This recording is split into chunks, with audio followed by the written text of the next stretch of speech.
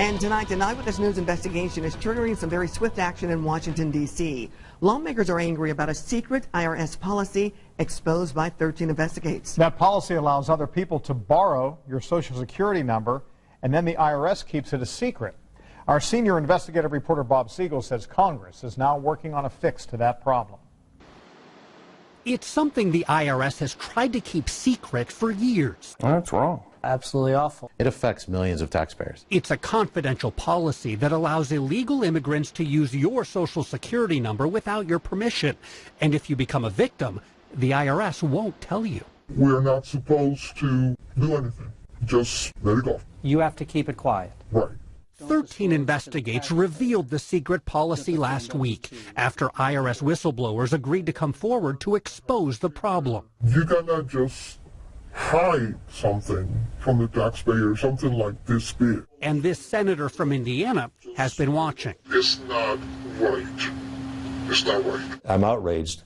Anybody's Social Security number is personal to that person. And this is one of the biggest pieces of abuse that I've come across. Senator Dan Coates is angry to see what Eyewitness News has uncovered at the IRS, that the agency allows and even encourages undocumented workers to use Social Security numbers that don't belong to them. Here the IRS is taking something that is illegal and it actually instructing people how to create fraud. It's just simply unacceptable, and it is abuse of power of this agency. But he's even more angry to see what the IRS has been trying to hide. This is confidential. This is secret from the public. Policies to keep identity theft secret from the taxpayers who are victims. You've exposed it. It's no longer classified. This is an outrage and it needs to be addressed. His biggest question for the IRS? Why? Why are you doing this? That's what 13 Investigates has been wanting to know.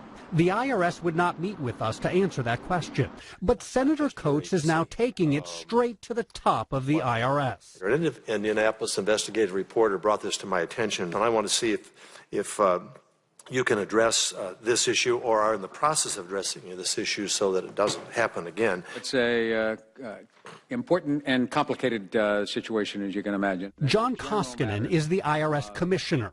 Last week, he answered questions from the Senate Finance Committee. Senator Coates sits on that committee, and he wasted no time asking the commissioner about what 13 Investigates uncovered. Can we fix this? A significant number of those Social Security numbers are borrowed or used from relatives or someone else. But again, we don't know where they've come from or why. And our view is if we start pursuing employers and undocumented aliens, then nobody's going to file their taxes. Well, shouldn't it be in the government's interest also to care for the victim and put something in place that will give the victim official notification their Social Security number has been stolen, because it has an impact on individuals who have been the victims? We'd be delighted to talk with you further about it and figure out how we can deal with both aspects of it. He has said he will meet with me, and he will meet with our committee. The senator is optimistic that the Finance Committee and IRS can come to an agreement.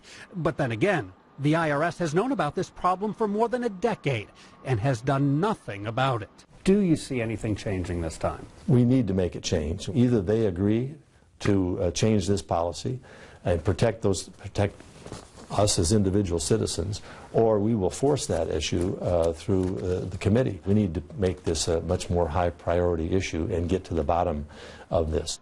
That meeting between the IRS and key members of the Finance Committee is expected in the coming weeks. Senate advisors have already had several meetings and discussions with the Inspector General's office on this issue, and possible legislation is being discussed behind the scenes. Bottom line, following our report, there is interest right now in Congress to find answers and to look for solutions.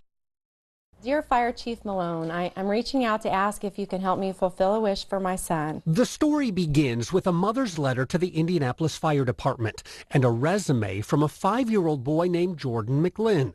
It explained Jordan's always dreamed of being a firefighter, and he doesn't have as long as most kids to achieve his dream. Jordan was diagnosed almost 2 years ago with Duchenne muscular dystrophy. So we went from one day thinking he's doing really good, and the next day we get this fatal diagnosis. Jordan's disease is deadly. It attacks his muscles, and doctors say little boys like Jordan usually do not live past age 20. We really try to focus on the positive and, you know, make every day the best that we can and know that those days are numbered. So last year on Christmas Eve, Jordan got to interview for a job at Fire Station 13. So you think you could help us clean a firehouse every day? Yeah. A few hours later, on Christmas morning, Mommy, it's nails! What is that? It's from the fire station. a surprise in his stocking.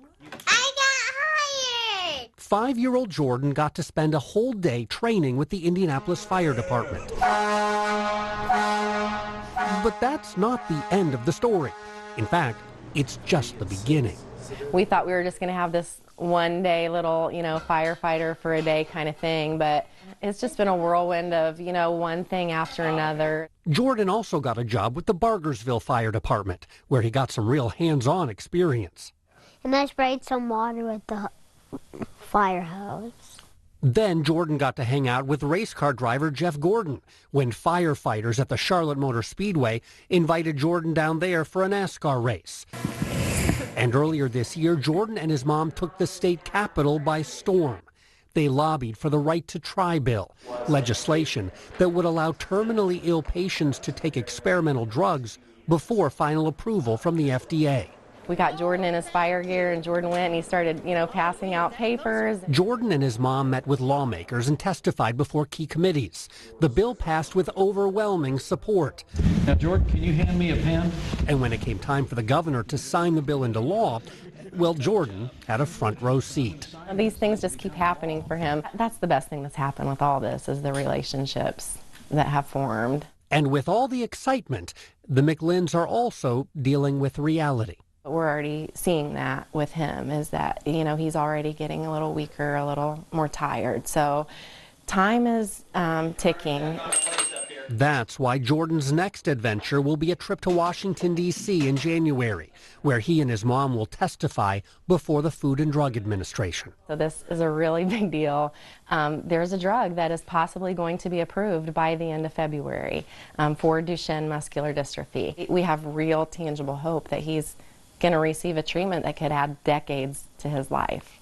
So much to be grateful for this Christmas, and so much to look forward to for a 6-year-old who's fighting fires, and a whole lot more. In Indianapolis, BobSegall, Channel 13 Eyewitness News. Right now, the pork industry is under a lot of pressure to defend what's happening inside these barns. It's a controversy most people know nothing about, but it impacts the food on your table. Is it smart agriculture, or is it animal cruelty? Decide for yourself, as our cameras provide an inside look at how your food is raised.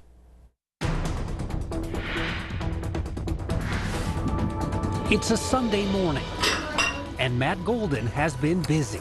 I get up and start cooking before I even wake the kids up.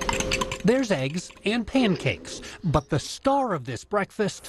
Bacon. Bacon. Bacon. Just want bacon. It's the family favorite, and there's plenty to go around. But where does that bacon come from? A pig. Well, sure, a pig, but how are those pigs raised? They're all in one big pen together, like rolling around in mud, I guess. That's what pigs do, right?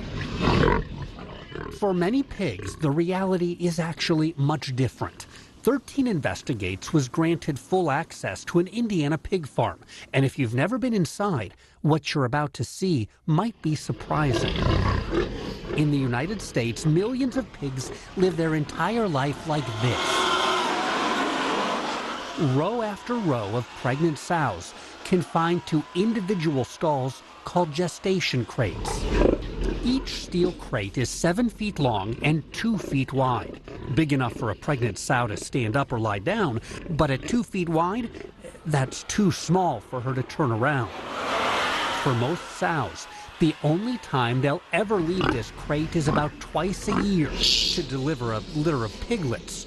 That happens in a slightly larger stall designed to protect the baby pigs from being crushed to death by their mother. But other than that, a sow's whole life is usually spent in a gestation crate until she's about 3 years old and sent to slaughter. When you look at this picture, it is the definition of animal cruelty. Matt Dominguez is a spokesman for the Humane Society of the United States, the nation's most vocal opponent of gestation crates. They are unable to socialize with each other. They're unable to act like animals. The day that they're taken out of a gestation crate and the day that they are finally killed is a godsend to them, because every day for them is a life of torture. It is inhumane to treat an animal in this manner. Is this inhumane to pigs? Absolutely not. Kurt Nagel oversees sow management at Pembroke Oaks Farm and several other large pig farms in northwest Indiana. He says gestation stalls give each sow individual care and individual feeding. That's important because pigs tend to form social hierarchies, and in open spaces, stronger sows often bully the weaker ones out of their food. The more timid sows or smaller sows can get beat up pretty bad. The advantage to the individual stall is that it gives each and every sow protection from the other. Kurt says keeping the animals safe and well fed makes for content pigs, even if they're in gestation crates. It goes back to making sure that the animal is comfortable. Are these animals comfortable? We would say that we believe they are, yes. I think the misconception is they feel that it's probably more like a jail cell than what it actually is. Wow. But the public tends to view things differently when it gets a glimpse of modern pork production. Sows locked in small spaces where they can't physically turn around, that seems to trigger a strong response. It's just not what we're used to seeing in animals. Yeah. I want the pigs to at least have some exercise. These pigs didn't have a happy life from the beginning to the end, and it's kind of sad. Sad customers are not good for business. That's why dozens of the nation's largest grocery stores, restaurants, and pork product manufacturers are now sending a loud message to the pork industry. Stop using gestation crates. More than 60 companies, including McDonald's, Oscar Mayer, Costco, and Kroger, have all promised to eliminate gestation crates from their pork supply chain within the next 7 years. This is not the image they're looking for. Should people be shocked when they look around and see something like this? I could say it this way, Bob. People probably would be shocked. John Hook is vice president of pig production for Belstra Milling, one of Indiana's largest pork producers. I'm not sure how I could convince somebody that's never seen this before that this is acceptable. And that's the conundrum that we're in, I guess. We have 80% of our sows in this type of housing. Is it inhumane? We don't think so. Is it socially acceptable? Well, it appears that that's changing. It is changing.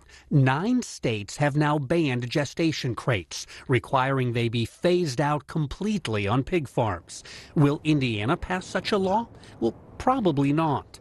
The state's House and Senate Agriculture Committees are loaded with farmers, including some hog farmers. And they're now trying to pass a resolution that would instantly kill any effort to restrict the use of gestation crates on Indiana farms.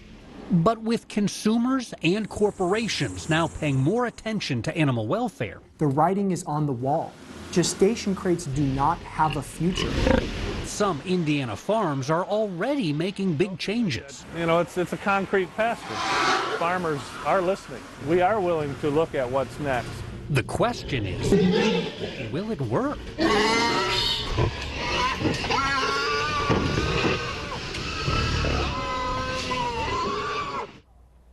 Later this afternoon, I'll show you how researchers are now developing a whole new type of hog farm. It's causing more controversy inside the pork industry, and it could eventually impact billions of pigs. What will it cost you? And is it truly better for the welfare of the animals? That part of the story when our investigation continues tonight on Eyewitness News at 5.